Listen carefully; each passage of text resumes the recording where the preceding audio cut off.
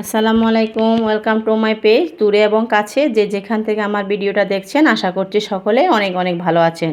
আজকের পর্বে আমি একটি খুবই সুন্দর, লোভনীয় এবং ভীষণ মজাদার মিল্ক কমলা ডেজার্ট রেসিপি নিয়ে আপনাদের মাঝে হাজির হয়েছি। কয়েকটা কমলা নিলাম, একে একে সব কমলার খোসা ছাড়িয়ে একটা পানির বোতলে উপরের কিছুটা অংশ কেটে বাদ দিয়ে নিলাম।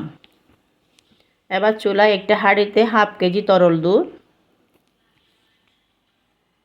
1 কাপ চিনি, 1 টেবিল চামচ আগার আগার পাউডার ভালো করে মিশিয়ে নিব। ঘন ঘন নেড়ে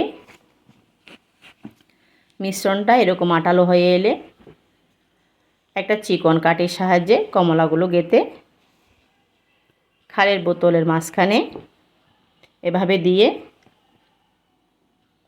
দুধ আর আগার আগারের মিশ্রণটা কমলার উপর সব ঢেলে দিলাম।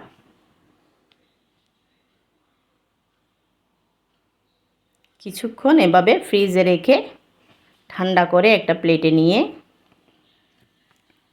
ধারালো ছুরি দিয়ে গোল গোল করে কেটে নিলেই তৈরি হয়ে যাবে মিল্ক কমলা ডেজার্ট। এই ডেজার্টটি দেখতে এতটা তুলতুলে আর সুন্দর লাগে, যে কোনো অনুষ্ঠানে বানাতে পারেন, আবার এমনি এমনিও বানালে বাসায় বাচ্চারা অনেক মজা করে খাবে।